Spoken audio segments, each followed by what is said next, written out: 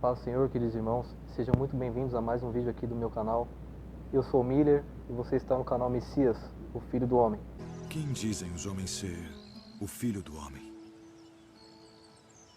Uns João o Batista, outros Elias e outros Jeremias, ou um dos profetas. E vós quem dizeis que eu sou? Tu és o Cristo, o Filho do Deus vivo. Meu avô faleceu e no velório eu comecei a pensar sobre a vida, né? Sobre a morte. E interessante é que quando eu recebi essa mensagem, na madrugada do domingo para segunda, eu fiquei com uma sensação de impotência, né? Não poder fazer nada. Eu comecei a refletir sobre a morte e a vida, né? Talvez você esteja passando pela mesma situação ou já passou, mas Deus tem uma palavra para você, para confortar os nossos corações. Olha o que Deus diz no livro de Eclesiastes, capítulo 7, versículo 2.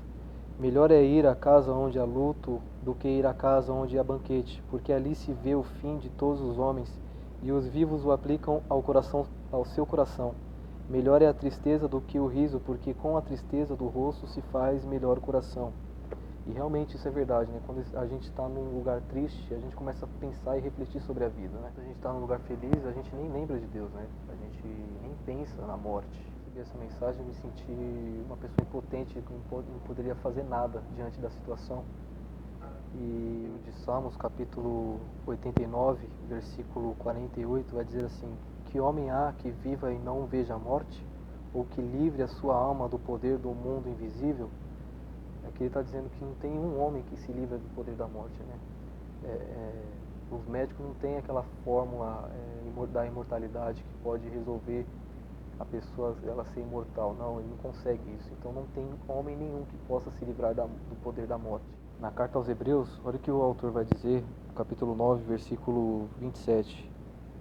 E como aos homens está ordenado morrerem uma vez, vindo depois disso o juízo. E o apóstolo Paulo ele consola a igreja de Tessalonicenses, na sua carta, 1 Tessalonicenses capítulo 4, versículo 13, vai dizer assim: não quero, porém, irmãos, que sejais ignorantes acerca dos que dormem, para que não vos entristeçais como os demais que não têm esperança. Porque se cremos que Jesus morreu e ressuscitou, assim também aos que em Jesus dormem, Deus os tornará a trazer com ele. Então o apóstolo Paulo ele orienta a igreja de Tessalonicenses, ele consola a igreja de Tessalonicenses dizendo que aqueles que morreram primeiro serão ressuscitados primeiro, né? Aqueles que foram mortos em sua fé em Cristo serão ressuscitados para com Cristo Jesus. E o salmista ele ainda diz mais no Salmo 116, versículo 15: preciosa é a vista do Senhor a morte dos seus santos. Quando o Senhor ele recolhe uma flor do seu jardim, há festa no céu. O Senhor ele se alegra, é um ouro, né? É precioso, é preciosidade para Deus. Não há médico nenhum que consiga fazer com que a gente seja imortal. Não há dinheiro nenhum que pague, né? A única certeza que nós temos é a morte. Falando de morte, temos que falar sobre Jesus, né? Jesus ele venceu a morte. Jesus ele diz: eu sou o caminho, a verdade e a vida. João capítulo 11, versículo 25, Jesus diz assim: eu sou a ressurreição e a vida. Quem crê em mim, ainda que esteja morto, viverá. E todo aquele que vive e crê em mim nunca morrerá. Porque ele sabia, né? Ele sabia que ele tinha que se entregar a sua vida para salvar a nossa. E o apóstolo Paulo, ele orienta a igreja de Coríntios, em 1 Coríntios capítulo 15, dizendo que onde está a morte, a sua vitória? Porque aquele que morre com Cristo, ele vence a morte. 55. Onde está a morte, o teu aguilhão? Onde está o inferno, a tua vitória? E ainda o apóstolo Paulo ele ainda nos consola em sua carta à igreja de Romanos, Romanos capítulo 5, versículo 17. Porque se pela ofensa de um só a morte reinou por esse, muito mais os que recebem a abundância da graça e do dom da justiça reinarão em vida por um só, Jesus Cristo. Pois assim como por uma só ofensa veio o juízo sobre todos os homens para a condenação, assim também por um só ato de justiça veio a graça sobre todos os homens para a justificação de vida. Ele fala: por um só homem o pecado veio, a morte veio, por um só homem também a justiça, a graça, a esperança. Assim como o Senhor Jesus ele morreu ele há de ressuscitar no terceiro dia. E quando ele estava dizendo que ele era o pão da vida, o pão que desceu do céu, muitos que acompanhavam ele por causa da comida, por causa da fome, que o povo estava com fome, começaram a ouvir o que ele estava dizendo e começaram a virar as costas porque ele estava dizendo, porque eram palavras duras.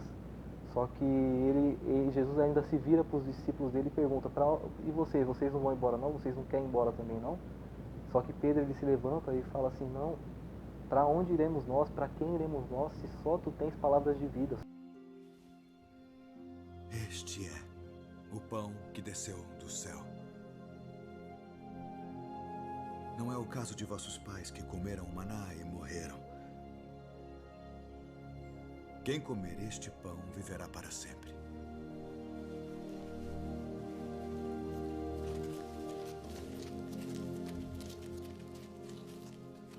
Duro é este discurso.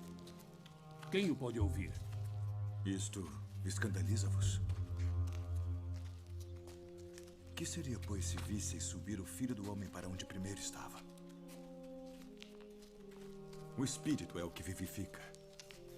A carne para nada aproveita. As palavras que eu vos disse são Espírito e vida. Mas há alguns de vós que não creem.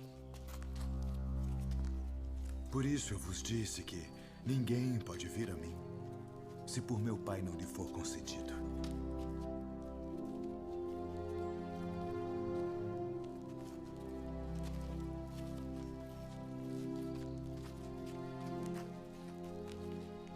Quereis vós também retirar-vos?